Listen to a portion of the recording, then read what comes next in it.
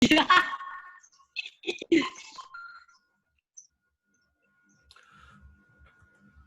baik. Assalamualaikum warahmatullahi wabarakatuh. Selamat petang. Kita bertemu lagi dalam mata kuliah sistem operasi. Oke. Pada perkuliahan hari ini kita akan membahas tentang thread. Oke. Kita flashback kembali. Thread adalah sebelumnya begini. Komputer hanya bisa menjalankan satu instruksi pada satu waktu. Oke, itu kata kuncinya. Kecuali komputer tersebut memiliki lebih dari satu prosesor, oke, maka hanya akan ada satu proses yang dieksekusi pada satu waktu. Oke. Nah, proses ini bisa dibagi menjadi kelompok unit-unit kecil ya yang dieksekusi. Oke. Nah, unit-unit proses yang kecil inilah yang disebut sebagai thread. Oke. Kita mengenal ada yang namanya Intel hyperthreading. Oke. Multithreading ya, hyperthreading. Jadi Intel memasarkan produknya dengan istilah hyperthreading di sini. Oke. Nah, secara akademis, thread adalah urutan terkecil instruksi terprogram yang dapat dikelola secara independen oleh scheduler. Okay. Program komputer itu terdiri dari beberapa instruksi ya. Nah, urutan terkecil dari instruksi tersebut yang dapat dikelola secara independen. Artinya adalah aktivitas dari instruksi tersebut itu tidak melibatkan proses lain. Jadi dia independen gitu ya. Dia tidak melibatkan, misal seperti ini, A tambah B, itu independen. Oke? Tapi kalau B adalah C tambah D misalnya, dia memerlukan unit lain gitu ya, di belakangnya. Sehingga eksekusinya itu bisa dikelola secara independen. Dia tidak tidak bergantung pada instruksi yang lain. Itu namanya thread. Oke? Nah, dua atau lebih thread itu dapat dieksekusi secara paralel, ya, dapat dieksekusi secara paralel dengan cara time slice atau multiproses.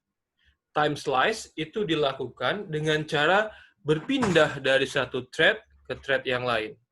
Oke, jadi dengan berpindah itu kita merasakan sensasi seolah-olah dua buah atau lebih program tadi bekerja secara simultan. Sebenarnya tidak, dia hanya bekerja berganti-gantian. Oke. Bagaimana sebuah thread itu bisa bekerja berganti-gantian? Kita ingat materi sebelumnya. Ada sebuah proses yang meminta sumber daya komputer. Misalnya sebuah proses meminta sebuah data yang ada pada hard disk.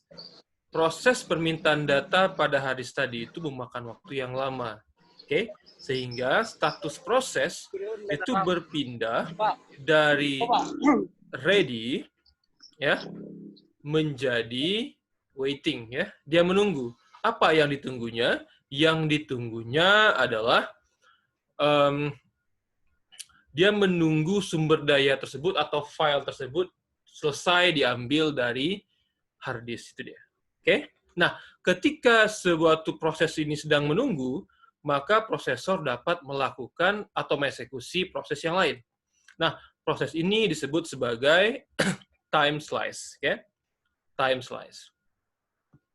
Nah, ada juga yang namanya multiproses, yaitu di mana thread dieksekusi secara bersamaan.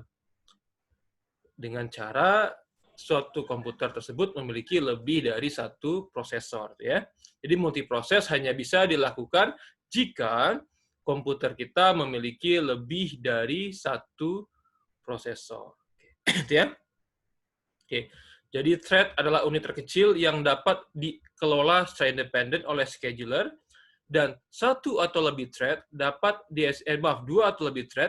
dapat dieksekusi secara paralel dengan cara pertama time slice, atau yang kedua dengan cara multiproses. Time slice artinya adalah berpindah dari mengeksekusi satu thread ke thread yang lain, yaitu ketika sebuah thread ini meminta suatu sumber daya sehingga dia harus menunggu, dan prosesor bisa pindah ke thread yang lain, atau dengan cara multiproses, yaitu thread tersebut dieksekusi secara independen oleh multiprosesor. Oke, ya. Oke. Selanjutnya, ini ada apa? Ada perbedaannya. Jadi thread itu kita gambarkan seperti ini. Thread adalah unit atau bagian dari proses yang dapat dijadwalkan atau dieksekusi oleh prosesor, oke? Scheduler. Nah, ini dia. Apa perbedaan thread dengan proses? Proses secara umum bersifat independen, sedangkan thread adalah bagian dari proses. Jadi, proses memiliki lebih banyak informasi status dibandingkan dengan thread, sedangkan beberapa thread yang berbeda dalam sebuah proses dapat saling berbagi status proses. Proses memiliki address space-nya sendiri-sendiri, sedangkan thread saling berbagi address space. Proses dapat saling berkomunikasi dengan memanfaatkan fasilitas yang disediakan oleh sistem operasi, yaitu mekanisme interprocess mechanism. Oke, gitu ya. Sederhananya gini, thread adalah bagian dari proses, oke? Gitu ya, sederhana seperti itu aja kita mikirnya. Sehingga kalau sebuah proses itu punya address space, itu artinya adalah bagian dari dia, bagian dari alamat memori yang eksklusif milik suatu proses. Sedangkan karena thread adalah bagian dari proses, maka tentu saja thread tersebut berada di dalam address space yang sama, gitu ya. Berbagi address space dengan thread yang lain. Oke. Berikutnya, jika thread dieksekusi pada prosesor tunggal, misalnya Pentium 3, itu prosesor tunggal ya. Pentium 4 yang non-hyperthread itu, hyperthread juga prosesor tunggal ya, prosesor tunggal, itu thread dilakukan dengan memanfaatkan time division multiplexing. Ini istilah yang sama dengan time slicing tadi ya. Time division multiplexing artinya adalah kita bisa bekerja secara simultan dengan cara membagi-bagi waktu eksekusi tersebut. Yaitu prosesor bekerja dengan cara berganti-ganti dari suatu thread ke thread yang lain. Gitu ya. Nah, proses pergantian ini dilakukan dengan sangat cepat, sehingga dari sudut pandang kita, user atau thread itu sendiri, itu kita melihatnya bahwa thread atau task tersebut berlangsung secara bersamaan. Padahal tidak ya, dia berganti-gantian. Hanya saja waktunya sangat pendek sehingga kita seolah-olah melihat dia adalah satu kesatuan. Oke, gitu ya. Bekerja seolah-olah bersamaan. Oke. Selanjutnya, pada multiprosesor atau multicore, ya, thread itu dieksekusi secara benar-benar bersamaan.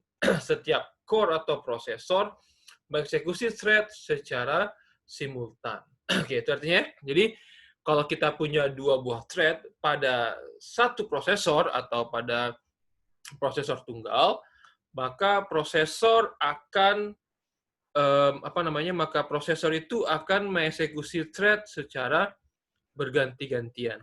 Sedangkan jika kita mengeksekusi thread pada multiprosesor, maka prosesor tersebut mengeksekusi thread secara bersamaan. Oke, gitu ya. Oke, selanjutnya ada istilah yang namanya multithreading. Nah, multithreading adalah model pemrograman dan eksekusi yang memungkinkan banyak thread berada dalam konteks sebuah proses tunggal. Setiap thread dapat saling berbagi sumber daya proses, namun juga dapat dieksekusi secara independen. Multithreading juga dapat diterapkan dalam sistem prosesor tunggal. Contoh yang menerapkan ini adalah Intel Hyperthreading ya. Nah, apa kelebihan dari multithreading? Kelebihan yang pertama adalah responsif. Oke. jika sebuah main execution thread atau thread utama bekerja dalam waktu yang terlalu lama, maka hal tersebut dapat mengakibatkan keseluruhan aplikasi menjadi beku atau freeze ya. Nah, dengan menjadikan thread tersebut menjadi worker thread dan memindahkannya ke belakang layar atau background, maka aplikasi tersebut akan tetap responsif. Oke, seperti ini. Kalau kita dalam suatu proses eksekusi sebuah aplikasi, aplikasi tersebut berada di dalam penjadwalan ya atau scheduler gitu ya. Nah, ketika aplikasi itu berada dalam penjadwalan, maka dia akan berada dalam antrian ya, antrian. Karena proses dieksekusi secara satu persatu ya, bergantian. Oleh karena itu mereka harus berada dalam sebuah antrian. Nah, persoalannya adalah ketika suatu proses yang sedang dieksekusi tersebut memakan waktu yang sangat lama, ya, maka kita akan melihatnya seolah komputer kita tuh hang, gitu ya, tegang. Padahal komputer kita sama sekali nggak sibuk atau nggak tegang, dia hanya menunggu, ya. Karena bisa dikatakan bahwa sebagian besar waktu yang dilakukan oleh prosesor adalah menunggu. Nah, oleh karena itu, dengan menjadikan thread tersebut menjadi worker thread, ya, kita bisa memindahkannya ke belakang layar dan kita bisa mengeksekusi thread yang lain. Nah, dengan begitu, aplikasi kita akan terlihat responsif. Misal seperti ini ya. Jika sebuah aplikasi itu harus mengakses internet, login misalnya. Nah, proses login ini kan makan waktu ya. Jika kita menggunakan eksekusi yang segaris saja tanpa ada threading tadi seperti ini, maka kita akan melihat bahwa program kita tegang, ya, tegang. Sampai kapan? Sampai proses loginnya selesai. Tetapi dengan adanya multi-threading tersebut, pada saat komputer kita, aplikasi kita login ke internet dan dia menunggu, nah, komputer atau CPU kita bisa mengerjakan aktivitas yang lain, misalnya menjalankan progress bar. Oke? Nah, sudut pandang kita melihat bahwa komputer kita tidak sedang hang ya. Kita melihat progress bar-nya berjalan. Sehingga kita melihat bahwa ini lagi dalam proses seperti itu ya. Sedangkan jika tidak ada multi threading, maka kita akan melihat seolah-olah dia aplikasi kita sedang tegang gitu ya, sedang hang gitu ya, karena dia sedang menunggu. Oke, itu dia kelebihan dari multi-threading. Berikutnya juga kelebihannya adalah mengkonsumsi lebih sedikit sumber daya, ya, menyederhanakan komunikasi dan berbagi sumber daya, lalu memungkinkan munculnya paralelisasi. Oke, paralelisasi ini artinya adalah kita bisa menjalankan lebih dari satu thread secara bersamaan ya dalam prosesor yang kita sebut tadi multiprosesor atau multi-core. Oke. Jadi, lalu apa kelemahannya? Nah, kelemahan dari multi-threading pertama adalah kita perlu melakukan sinkronisasi. Oke. Karena setiap thread saling berbagi address space yang sama, maka programmer harus berhati-hati dalam mengatur dan urutan proses data agar tidak ada thread yang memanipulasi data yang sama secara bersamaan. Oke, seperti ini ya. Oke. Jadi misalkan kita dalam sebuah proses eksekusi, jika ada lebih dari satu proses, oke, analogi seperti kita bekerja sehari-hari gitu ya. Kita bekerja sehari-hari, ada yang kerja A, ada yang kerja B, ada yang kerja C. Maka, agar pekerjaan kita ini berlangsung secara efisien, maka perlu adanya sinkronisasi, ya nggak? Perlu adanya ketika suatu pekerjaan itu, katakanlah memerlukan sebuah urutan, ya, maka harus ada mekanisme yang mengatur pekerjaan A selesai terlebih dahulu sebelum pekerjaan B dimulai. Oke, seperti itu. Sementara itu, A dan C bisa bekerja secara bersamaan, itu misalnya. Ya.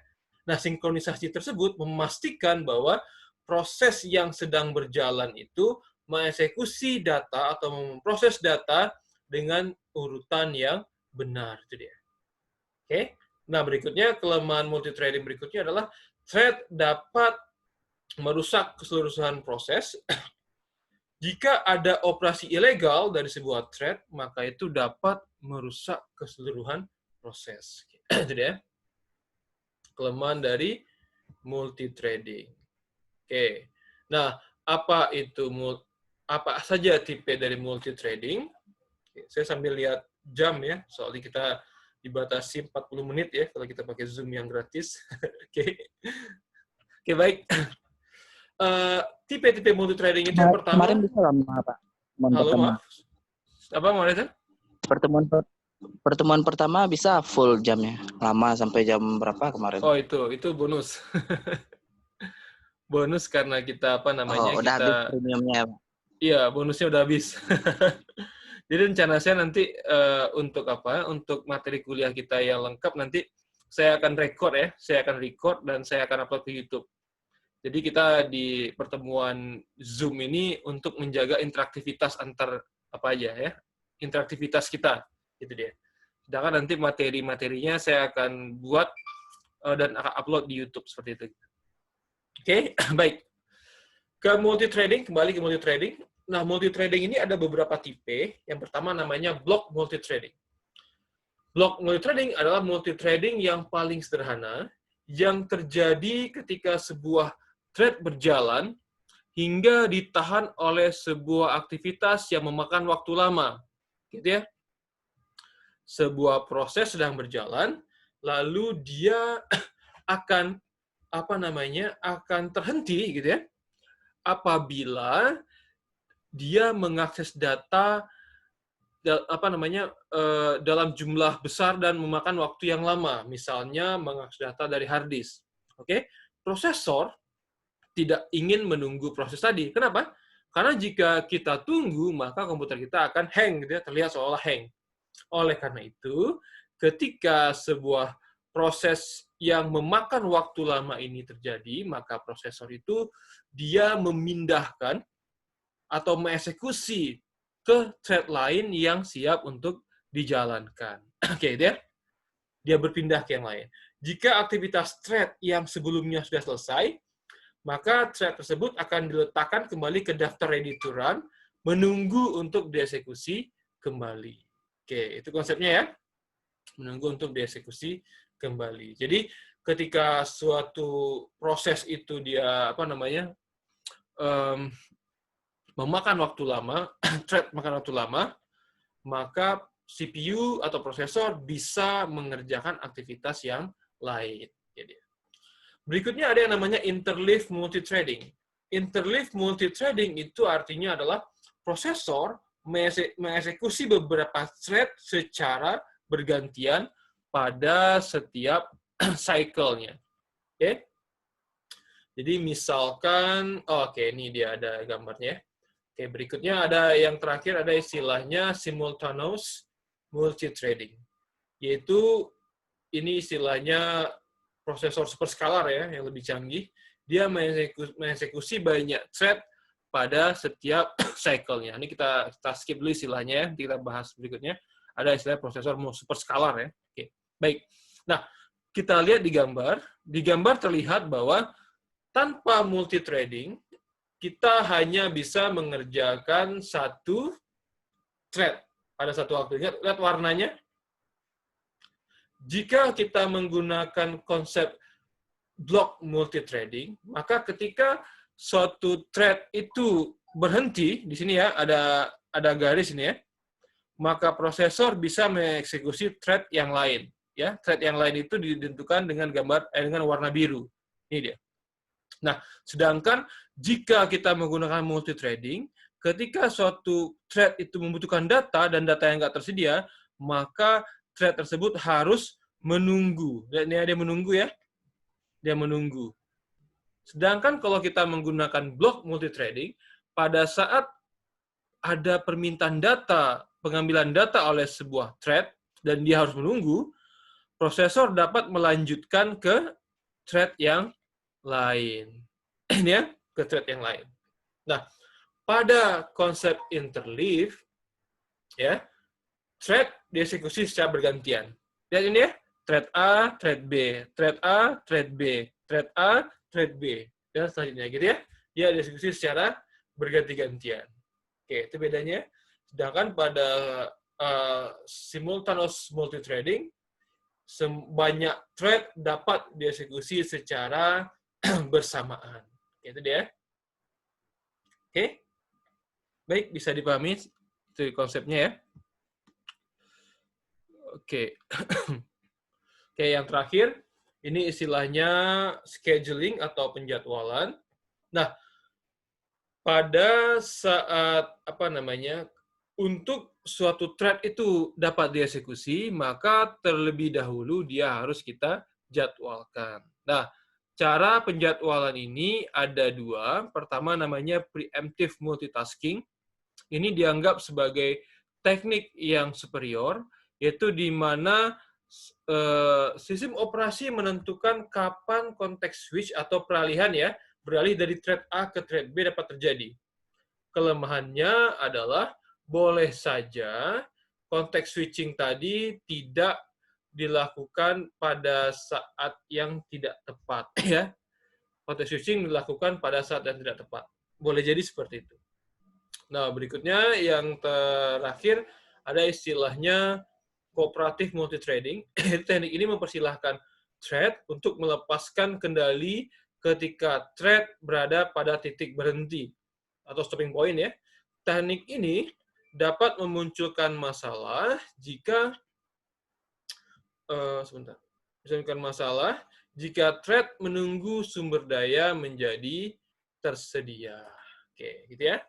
Jadi gini, ingat tadi thread itu unit terkecil dari sebuah proses yang dapat dieksekusi atau dijadwalkan untuk dijalankan. Ya.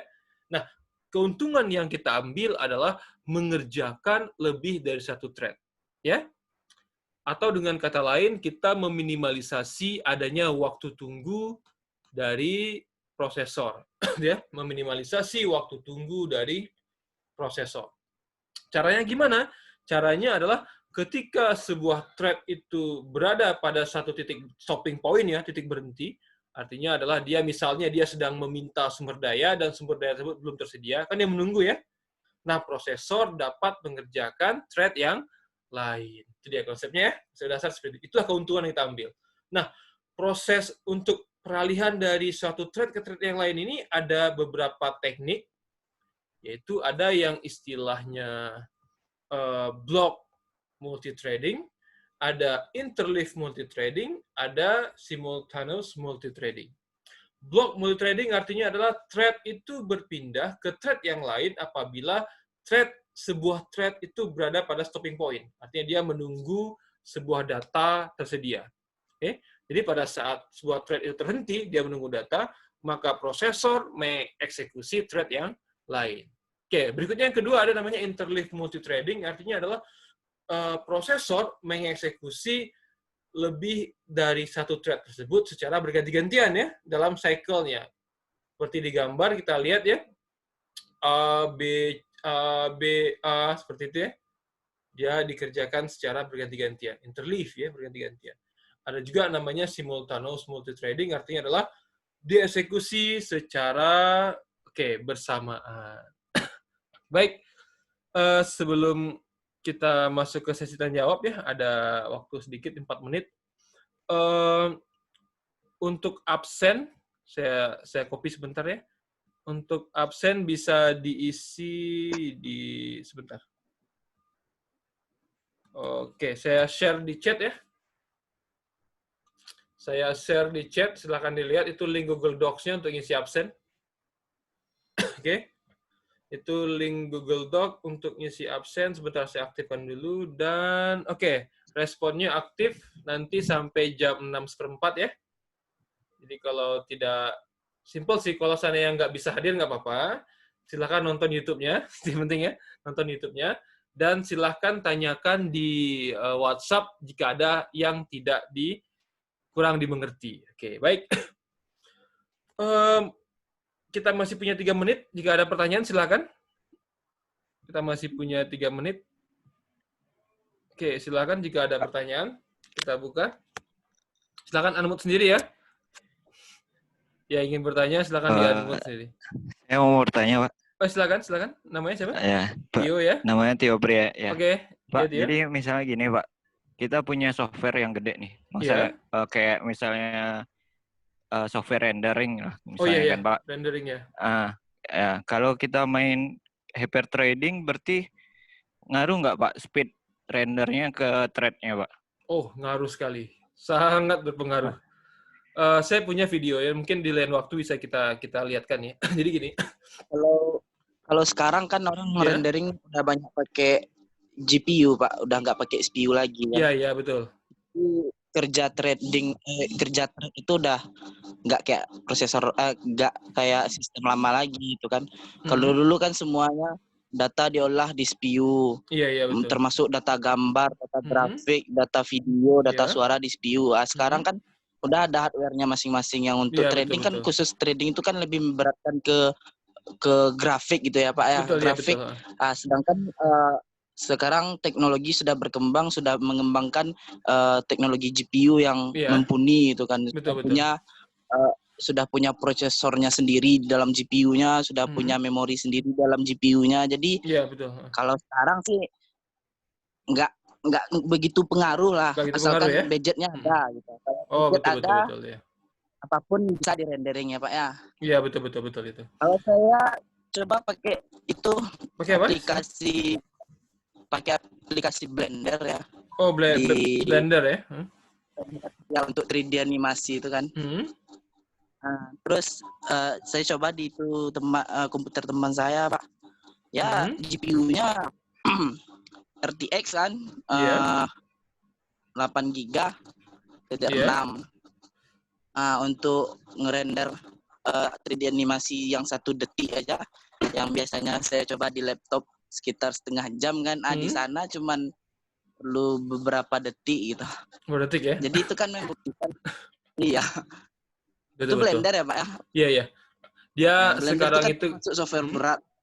Iya, betul. Jadi sekarang nggak terlalu bekerja keras gitu. Iya, betul sekali itu jawabannya. Jadi gini, saya juga pernah punya pengalaman dulu, itu saya menggunakan membuat video dari video beralek ya. Jadi teman saya dia memfoto, lalu foto-foto tersebut jadikan video gitu ya, kayak slideshow gitu. Itu ketika dirender pada dua prosesor, itu makan waktu lebih dari 1 hari. Jadi ketika dirender itu tulisannya lebih dari 24 jam, saya lupa pakai apa kemarin itu untuk menjadikan dia video. Sedangkan ketika mengerjakan pada core 2 quad di komputer saya, itu hanya memakan waktu 3 jam saja. Kayak alarm sudah bunyi ya. Dia akan waktu 3 jam saja, gitu ya. Perlu diingat lagi gini ya, ada beberapa perbedaan di sini bahwa GPU itu hanya bisa mengeksekusi data yang sifatnya seragam. Jadi ketika kita merender aplikasi yang sifatnya data yang seragam kayak 3 dimensi, itu bisa. Tetapi ketika kita memproses data dengan tipe data yang beragam, maka CPU lebih diunggulkan di sini. Ya, dia tergantung penggunaan gitu ya. Jadi kalau keasalnya datanya seragam, memang kita lebih udah muncul ya running out time-nya. Oke, jika CPU itu jika datanya itu seragam kayak render tadi, maka kita mendapatkan manfaat dari GPU. Tetapi jika datanya beragam, misalnya kita memproses database itu misalnya data di MySQL atau data mining misalnya, maka di situ kita membutuhkan hyper trading tadi sangat terasa sekali bedanya pengaruhnya. Oke. Terima kasih koreksinya Tio ya. Baik, kita bisa lihat di layar ya. Ada 10 menit lagi. Silakan jika masih ada pertanyaan. Link absennya belum jadi dikirim, Pak. Udah saya kirim di chat. Chatnya Zoom ya?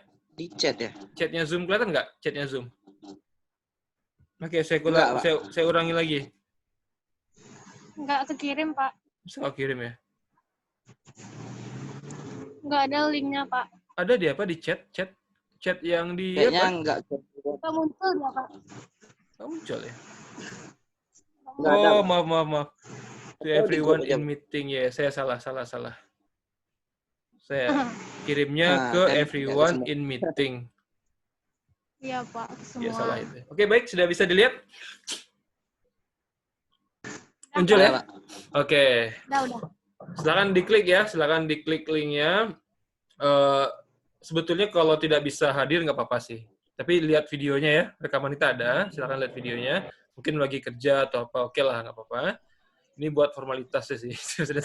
Ya kita ada absen itu.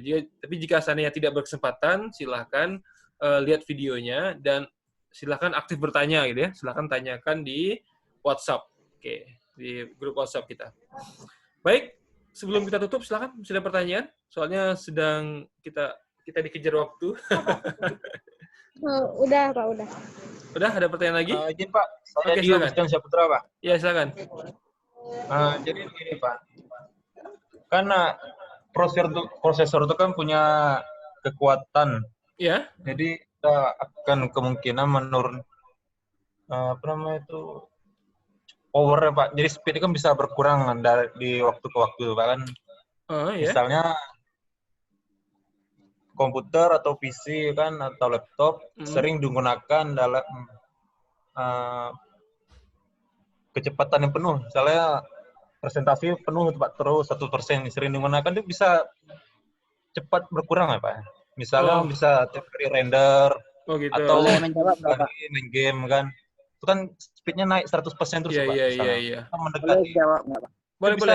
silakan. Siapa yang mau menjawab tadi? Reza ya, bukan? Nah, ya. Ya. Ya, silakan Reza. Sebenarnya bukan Coba. dari waktu ke waktu. Jadi gini Bang, sebenarnya bukan dari waktu ke waktu kinerja CPU-nya itu yang berkurang, tapi sebenarnya softwarenya dari waktu ke waktu kan semakin lama semakin berkembang.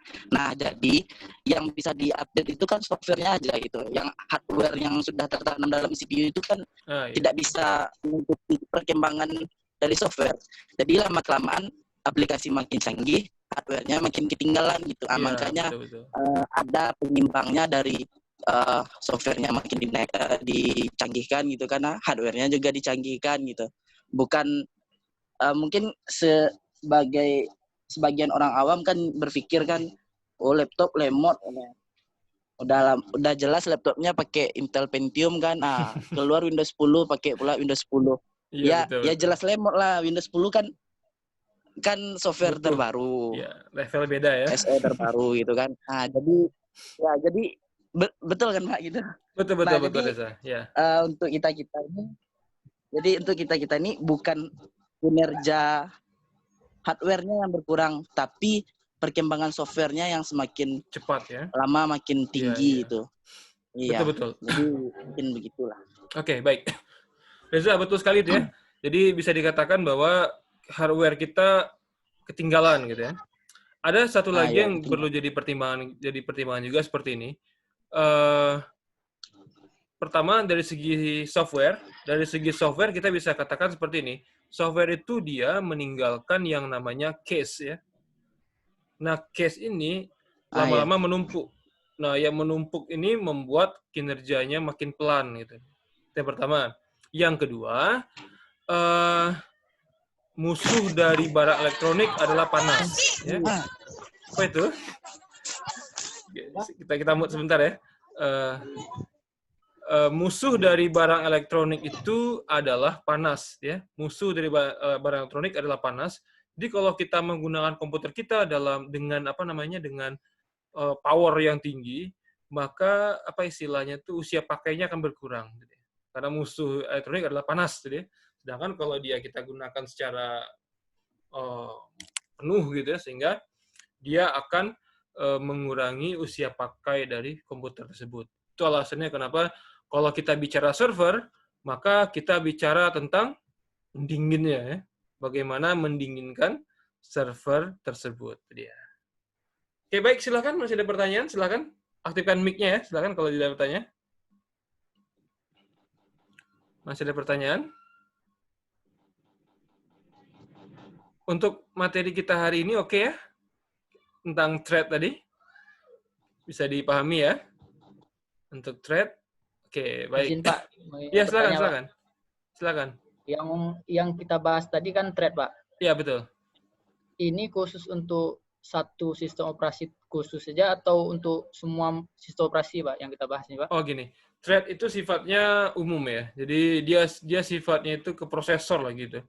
Dan ini berlaku ke semua sistem operasi. Sistem operasi modern ya, maksudnya. Sistem operasi modern. Kalau DOS kan enggak ya. DOS itu kan dia cuma satu proses saja gitu ya. Dia bukan sistem operasi yang multitasking. Nah, ini berlaku untuk semua sistem operasi yang sifatnya multitasking gitu ya. Oke. Pak, terima kasih, Pak. Ya, sama-sama, baik. Oke, silakan. Ada pertanyaan? Waktu semakin menipis. Silakan, ada lagi? Ada lagi, silakan. Tidak? Udah kayaknya tuh Pak. Udah ya. Udah. Baik. Oke. Tolong sampaikan kawan-kawannya ya. Jika materi kita jika tidak sempat hadir nggak apa-apa, tapi lihat videonya ya. Oke. Lagian kalau pakai Zoom kan sebetulnya bisa di mana aja sih ya. Kalau pakai HP kan bisa di mana aja, oke. Oke, baiklah. Zoom kita sudah di-record ya, nanti akan kita upload. Besok mungkin sudah di-upload. Oke, baik. Jika tidak ada pertanyaan, saya ucapkan maaf jika kesalahan ya, saya maaf jika kesalahan. Kita tutup pertemuan kita hari ini. Assalamualaikum warahmatullahi wabarakatuh. Waalaikumsalam. Waalaikumsalam warahmatullahi wabarakatuh.